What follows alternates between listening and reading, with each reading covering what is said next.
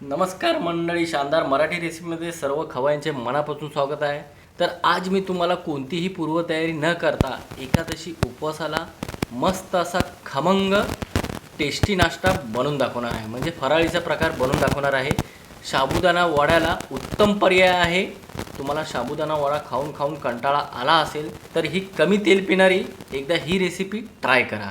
ना साबुदाणा भिजवायचा आहे ना साबुदाण्याला भाजून घ्यायचं आहे. तर सर्वप्रथम आपल्याला ही रेसिपी बनवण्यासाठी मिक्सरचं भांडं घ्यायचं आहे आणि त्याच्यामध्ये 150 ग्राम वरीचे तांदूळ घ्यायचे आहेत, म्हणजेच की बगर घ्यायचं आहे.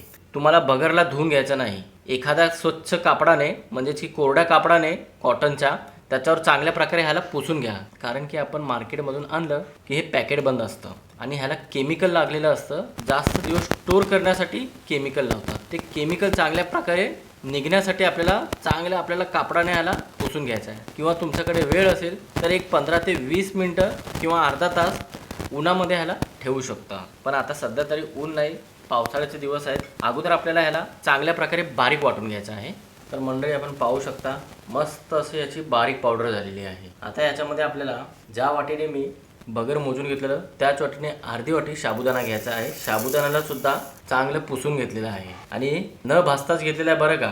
कोणती वाटी सेट करून घ्यायची आहे आणि त्याच्यानेच माप घ्यायचं आहे. म्हणजे माप परफेक्ट निघालं की रेसिपी अजिबात चुकत नाही. आता ह्याला सुद्धा या बगर बरोबर चांगल्या प्रकारे आपण बारीक करून घेऊ. बगर आणि साबुदाणा एकत्र वाटून घेतलं की याला मोठ्याशा भांड्यामध्ये काढून घ्यायचं आहे. याला चाळून घेण्याची काहीच गरज नाही, कारण की स्ट्रक्चर चांगलं येण्यासाठी आणि थोडासा रवाळ येण्यासाठी ह्याला आपल्याला असंच ठेवायचं आहे. चाळून घेऊ नका आणि असं एकदम बारीक वाटून घ्यायचं आहे. शक्य असेल तितकं बारीक वाटून घ्यायचं आहे आणि थोड्या वेळ आपण ह्याला बाजूला ठेवू. तर मंडळी, या उपवासाचा फराळला चांगली बाइंडिंग येण्यासाठी इथे आपल्याला 2 कच्चे बटाटे किसून घ्यायचे आहेत. पाण्यामध्ये किसून घ्यायचे आहेत, कारण की बटाटे काळे पडणार नाही. तुम्हाला उकडून घ्यायचे नाहीत बरोबर का बटाटे. आणि जितकं मी तुम्हाला क्वांटिटी दाखवत आहे साहित्यांची, तितक्या क्वांटिटीमध्ये हा नाश्ता बनवणार तर 3 ते 4 व्यक्तींसाठी पुरेसा होणार उपवासाचा हा फराळ. तर मंडळी, दोन्ही बटाटे असं पाण्यामध्ये किसून घ्यायचं आहे आणि ह्याला चांगल्या प्रकारे स्वच्छ धुवून घ्यायचा आहे. म्हणजे ह्याच्यामधला काळेपणाही निघून जाईल आणि जो काही स्टार्च निघालेला आहे तो सुद्धा निघून जाईल. म्हणून ह्याला 2 ते 3 वेळा स्वच्छ धुवून घ्या आणि पाणी वेगळं करून टाका. बटाट्याला स्वच्छ धुवून झालं की संपूर्ण बटाटा ह्या आपल्याला पिठामध्ये काढायचा आहे. म्हणजेच की साबुदाणा आणि बगरच्या पिठामध्ये काढून घ्यायचा आहे. आता हा नाश्ता जास्त टेस्टी होण्यासाठी इथे काही आपण फ्लेवरफुल मसाले वापरू जे उपवासाला वापरतात. सर्वात अगोदर तिखटपणासाठी 1 चमचा ठेचा वापरायचा आहे. 2 हिरव्या मिरच्या आहेत. अर्धा इंच आलं आहे. तुम्ही आलं खात नसाल तर फक्त हिरवी मिरचीचा ठेचा वापरला तरी चालेल. पाव चमचा काळी मिरी पावडर, 1 चमचा जिरे, चवीनुसार मीठ टाकायचं आहे. आणि पिठाला चांगली बाइंडिंग येण्यासाठी इथे आपल्याला अर्धी वाटी भाजलेल्या शेंगदाण्याची जाडसर पावडर टाकायची आहे. जास्त बारीक करून टाकू नका, टेक्स्चर चांगला येईल. आता या सर्व जिन्नसांना चांगल्या प्रकारे पिठामध्ये एकजीव करायचा आहे. एखादा चमचा घ्या किंवा हातानेच एकजीव केलं तरी चालेल. कोणतीही पूर्वतयारी करायची गरज नाही मंडळी. ना तुम्हाला तासन तास साबुदाणा भिजवायची गरज आहे, ना साबुदाण्याला भाजून घ्यायचं, ना वरईच्या तांदळाला भाजून घ्यायचं आहे. साबुदाण्याचे वडे बनवण्या अगोदर भरपूर पूर्वतयारी करावी लागते. म्हणजेच की साबुदाण्याला रात्रभर भिजवा किंवा 2 ते 3 तास भिजवा. मग बटाटे उकडून घ्या. इथे बटाटे सुद्धा तुम्हाला कच्चेच वापरायचे आहेत बरं का, उकडलेले वापरायचे नाही. पुन्हा एकदा सांगतो. आणि 2 लहान बटाटे तुम्हाला वापरायचे नसतील तर एक मोठ्या साईजचा बटाटा तुम्ही वापरला तरी चालेल. पण मिक्सरला वाटून घेऊ नका. या पिठाबरोबर काय होणार, पिठाचा रंग काळा होईल. म्हणून तुम्हाला असं किसूनच वापरायचं आहे. बारीक छिद्राच्या किसणीने किसून वापरा.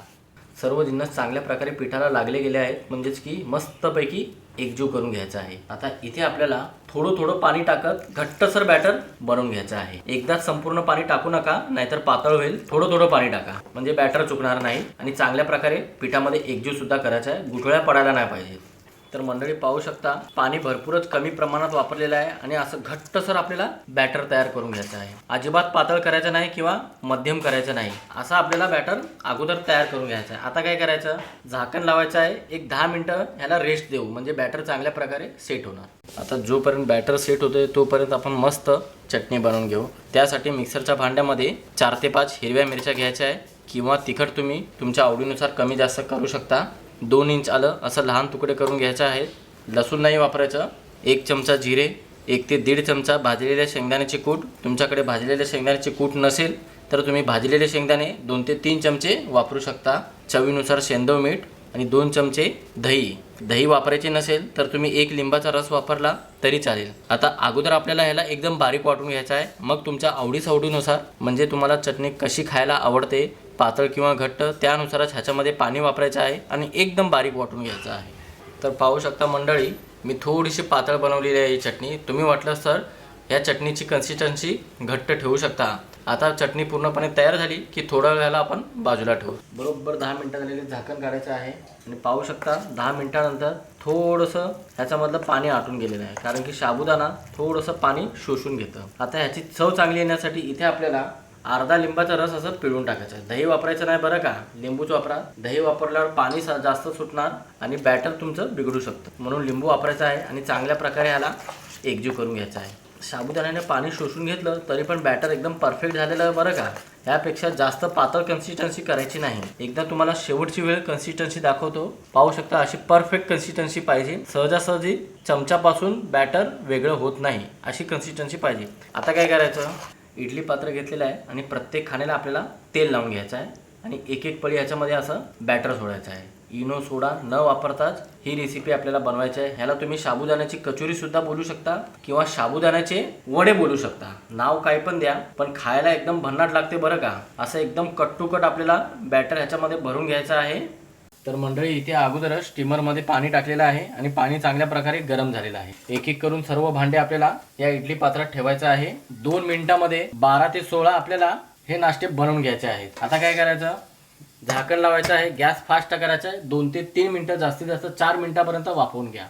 तर मंडळी 2 ते 3 मिनिटं झालेले आहेत बरोबर। आता झाकण काढायचं आहे आणि पाहू शकता मंडळी परफेक्ट हे स्टीम झालेलं आहे। एखादा चाकू घ्या किंवा एखादा चमचा घ्या आणि त्याच्याने असं टोचून पहा, बॅटर अजिबात चिटकत नाही चाकूला, म्हणजे परफेक्ट एकदम स्टीम झालेला आहे। 2 ते 3 मिनिटापर्यंत ह्याला वाफवून घ्यायचा, त्यापेक्षा जास्त वाफवून घेऊ नका।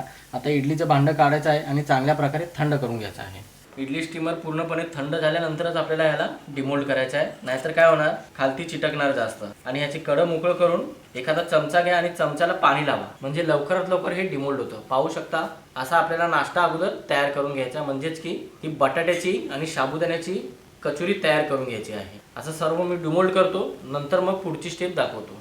तर मंडळी, हा नाश्ता तळण्यासाठी आपल्याला तेल चांगलं गरम पाहिजे आणि तेल चांगलं गरम झालं की गॅस आपल्याला मध्यम ठेवायचा, स्लो ठेवायचा नाही। आणि एक एक करून हे वडे आपल्याला तेलात सोडायचं, म्हणजे की कचोरी आपल्याला तेलात सोडायचं आहे। जितकं पॅनमध्ये बसतं तितकं अगोदर सोडूया आणि उलटून पालटून चांगला लाल रंग येईपर्यंत, कुरकुरीतपणा येईपर्यंत तळून घ्यायचा आहे।